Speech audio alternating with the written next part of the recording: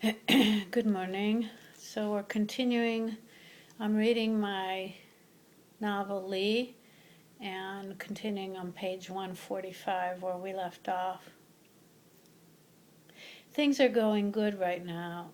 Just when you think everything's going well, like you can start resting into things, like right now in my life this summer. Oh, look, there's a dove up in that tree sitting on the branch. I love that sound it makes.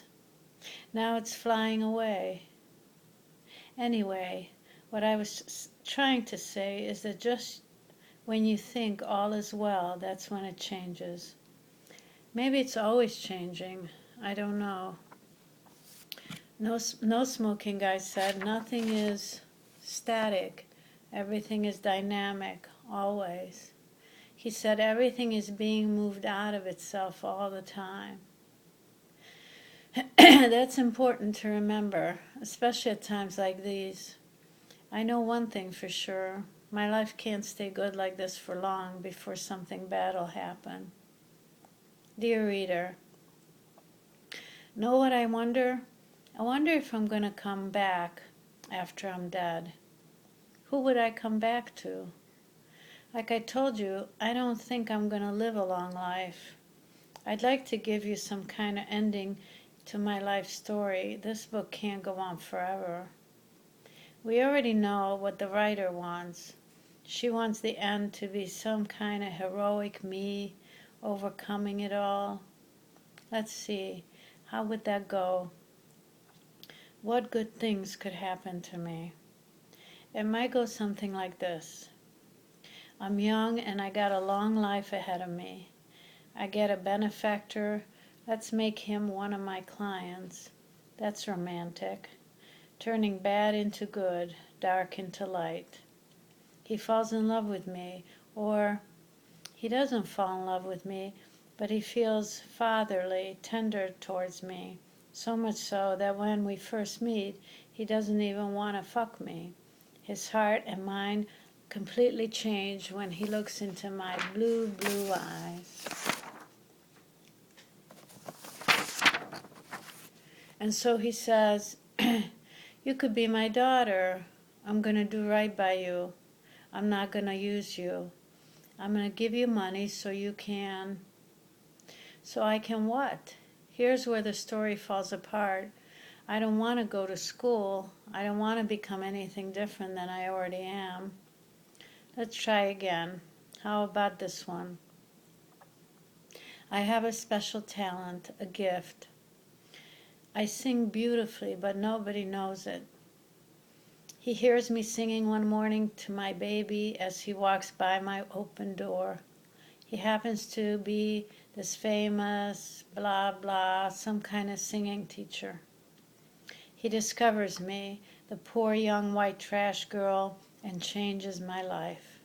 He knocks on my door and says, I can make you a star.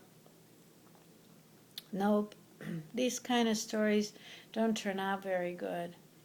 Usually the girls they find, like Marilyn Monroe, or that young one, Amy Winehouse, the one with the beautiful grown woman's voice. She starved herself and drank herself to death not so long ago. I heard some of her recordings. She sounded much older than she was, even at 14. She sang the blues. She wrote her own songs. She wore fancy black eye makeup. She was from England, I think. It's such an old story. Happens all the time to kids, killing them by trying to give them a bigger life. It proves you can't be about who you are. Somebody gets a hold of you, tries to make you into something else. Everybody's saying, what a great new life she got now. Obviously, they don't got a great life if they want to kill themselves. I think fame hurts people. Anything you don't create out of your own self is going to end up killing you. That's what I figure. The writer wants a big heroic story, and I can't even think of one that'll work. It's good that I'm not the writer, right? Oh wait, how about this one? I keep doing what I'm doing, and I get older. I get past my teen years into my 20s. I can't see myself getting that far, but for the sake of the story, let's say I get to my 20s. I change.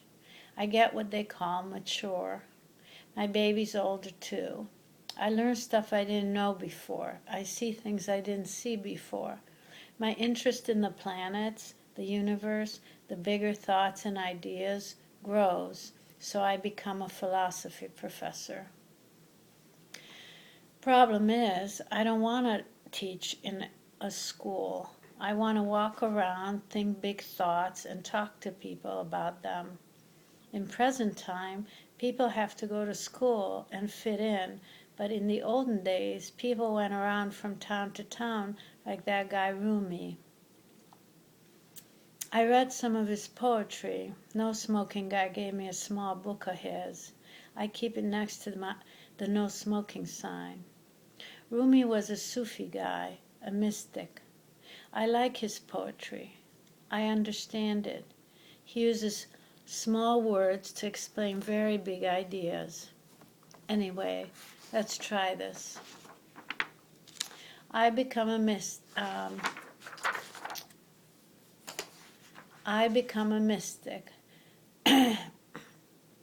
I go from town to town. Sorry.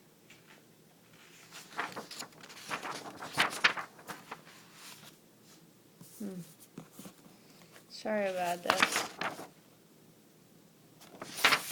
Yeah, I become a mystic. I go from town to town. Followers hang out with me and listen to me as I walk and talk and observe. I start out as a mystic child. I become the first girl mystic. I stay out of danger's way, and in my early years, I don't get killed, so I grow into an old woman mystic. I spend my life talking and my followers writing it all down. Maybe this is what I did in another life. Wouldn't that be something if I was a mystic in some other life? This might be the best heroic story. Problem is, in these times, in this country, there's no room for mystics. Maybe in another country where they don't live in outer-lying suburbs and don't have to have a house and pay electric bills, maybe there you are given food and shelter as you go from town to town. Here, you get put into a mental hospital, into a homeless shelter. That's where all the mystics go. All the guys and women too, pushing shopping carts full, walking the streets, talking to themselves. Nobody's listening to them. They got no followers. We don't know what they're talking about because we don't listen long enough to get the context. In the olden days, they were listened to. These days, we are cutting ourselves off from the mystics. I guess I got no story to grow old with. I don't mind admitting I like the last story the best. I would like to add this to the ending of that story. In another life, I was a mystic. I've dropped into this life for a little while to talk to you. By the time you read this, I'll be on to my next life.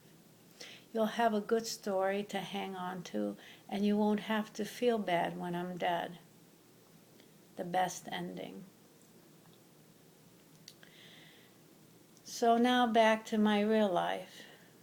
Not much has happened so far. I've got my baby, I got his daycare, got my new summer walk, got my clients, a couple of new regulars.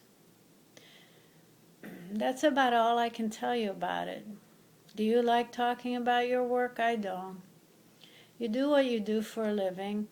It's just what you do. It's your life.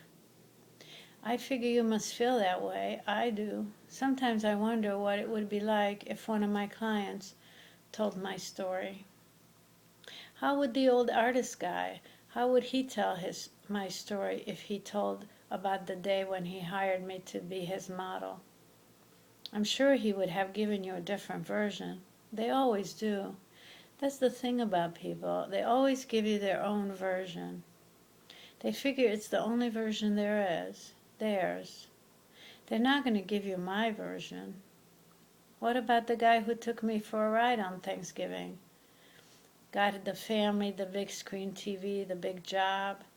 How would he tell my story if he included the part about being with me, taking me for that ride, then stepping right back into his life with his kids and his mother-in-law?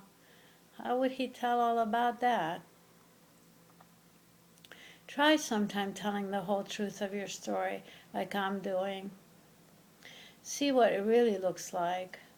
Not just the parts you like, the parts you're proud of, or the ones that aren't going to make nobody judge you, parts that won't make you judge yourself.